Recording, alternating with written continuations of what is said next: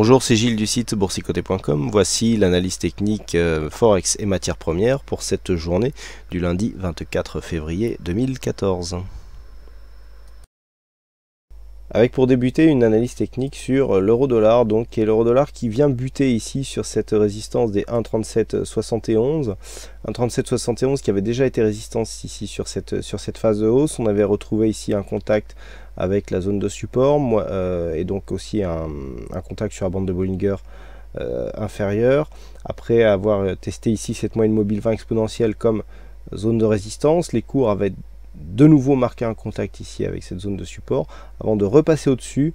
On est revenu chercher ici de la force près de cette moyenne mobile et ensuite on n'a pas réussi à dépasser cette zone suite même à une rechute. Alors pour l'instant la moyenne mobile 20 exponentielle reste support donc sur ce biais, mais ce que nous pouvons constater c'est que le support oblique ici est en train de céder, donc ce qui est révélateur d'une rupture de la dynamique haussière en cours d'un point de vue court terme. Alors attention à ne pas transformer ici ce double test de franchissement de cette zone horizontale en double top, puisque dans le cas d'un double top, nous pourrions avoir ici un potentiel baissier qui serait matérialisé, pardon, je me suis trompé d'outil, voilà, qui serait matérialisé ici par une amplitude, voilà, qui serait approximativement celle-ci notamment. Donc nous allons modifier donc ce segment pour le rendre plus lisible afin d'expliquer comment se calcule donc l'objectif d'un double top. Donc pour calculer l'objectif d'un double top, on mesure l'écart et donc l'amplitude qui existe entre la zone de point haut et ce qu'on appelle ici la ligne de coup, et on reporte tout simplement cette zone donc sur la zone de cassure. Donc pour ce faire, on prend le segment ici, on le duplique et donc on le reporte sur la zone de cassure. Voilà. Donc si nous avons ici une cassure de cette zone, nous aurions ici premier top, ligne de coup, deuxième top, et donc sur une rupture, nous avons une amplitude qui nous ramène environ à 1,36. Donc sur une cassure ici de cette zone, zone ici des 1,3680, nous aurions un objectif qui se situerait à 1,36 sous l'effet de ce double top.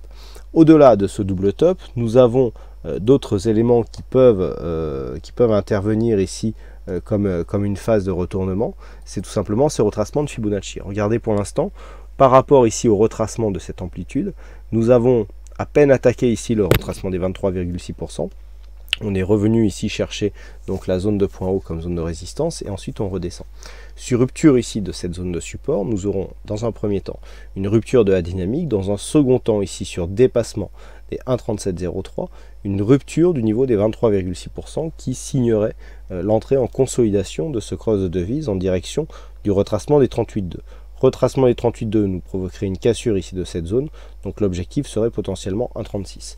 Donc bon, il est évident que toutes les configurations techniques ne donnent pas des objectifs réalisés à 100%, mais on voit que sur une rupture ici de ce retracement des 23,6, il y aurait des risques baissiers successifs qui apparaîtraient, qui seraient susceptibles ici de nous faire descendre jusque cette zone des 50,61,8, dont on sait qu'elle regroupe énormément de points de retournement et d'objectifs de consolidation. Donc attention ici à une baisse prononcée de la paire qui pourrait provoquer une cassure de cette zone. A l'inverse, toute rupture haussière des 1,3771 invaliderait ce scénario de consolidation et confirmerait la continuité de tendance qui, elle, reste orientée à la hausse. En l'absence de mouvement probant sur le dollar yen, nous reprenons donc le sous-jacent câble, livre sterling contre dollar américain, qui nous donne une configuration technique un peu plus intéressante. De fait, ici sur cette phase de hausse, nous avions tracé le retracement de Fibonacci, et ce que nous pouvons constater aujourd'hui, c'est que c'est le test des 38,2% qui est en train de s'effectuer. Les cours sont de plus venus tester ici cette zone des 1,6586.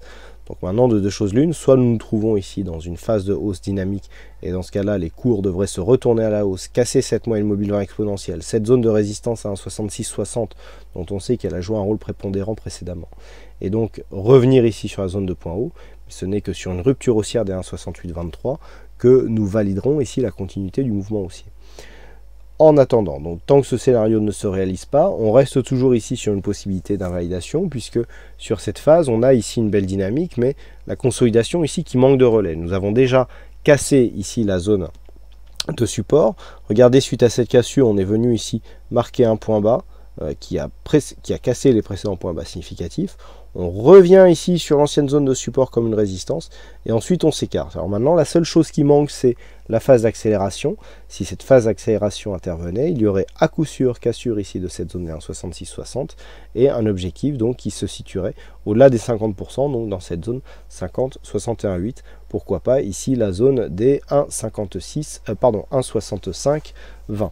Pour l'instant, les cours sont en une phase de consolidation, je dirais peu dynamique. On a une configuration technique qui plaiderait plutôt pour un rebond avec ce MACD qui repasse en dynamique haussière, mais bon, ça fait quand même un petit moment et a priori ce n'est pas suivi sur les cours. Et ce stochastique qui est limite sur vente ici, tout cela pourrait plutôt favoriser une poursuite du mouvement haussier. Donc quoi qu'il en soit, sur une rupture ici de cette zone de point bas, nous avons des objectifs qui sont dans la zone 50,61,8 et sur ici une rupture, alors le premier signal sera la rupture ici d'une zone à 1,6750, hein, ça sera le premier niveau de rupture qui nous donnera le signal d'une possible continuité haussière sur cette tendance court moyen terme. Et enfin l'or, l'or qui continue son chemin, puisque depuis cette cassure que nous avions commentée et qui nous avait envoyé un beau signal d'achat, les cours n'arrêtent pas de monter. On vient de casser ici. Alors c'est très intéressant puisque la semaine dernière, je vous indiquais que suite à l'inscription de ce point haut, on avait tracé des retracements de Fibonacci. Nous avions ici une zone de 23,6 très proche d'une zone majeure des 1308 $ l'once. Regardez ce qui s'est passé. On est venu dans un premier temps se poser comme un support sur la moyenne mobile 20 exponentielle. Ensuite, cette moyenne mobile ici a cédé. On est venu tester la zone 23,6 1308. C'est vraiment très net. On est vraiment venu tester cette zone ici avec 3 points de contact qui ont après lesquels donc, on suivi des mouvements de rebond. Et donc, suite à cette zone de contact, qui signe donc une phase de consolidation à plat.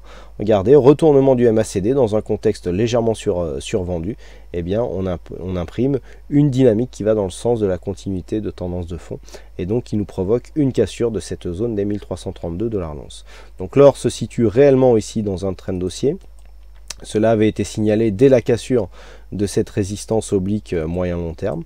Et donc maintenant, pour calculer l'objectif de cette cassure, du fait que nous avons consolidé à moins de 38% de la précédente phase de baisse, il suffit de prendre un report ici de cette phase de consolidation avec les retracements de Fibonacci et ensuite de décaler son graphe. Voilà, nous avons un objectif donc sur une extension de Fibonacci à 161,8% qui se situe à 1347,60 $ l'once. Si on rajoute à cela une résistance qui était déjà identifiée à 1345,70 $ l'once, nous avons ici une zone d'objectif qui fait figure d'une zone de take profit par rapport à une éventuelle cassure ici de cette zone, donc au profit d'une continuité de tendance haussière. Donc tant que l'on continue ici, l'objectif se situera dans cette zone. A l'inverse, si les cours venaient à se retourner, il faudrait vraiment descendre assez bas pour invalider ce mouvement.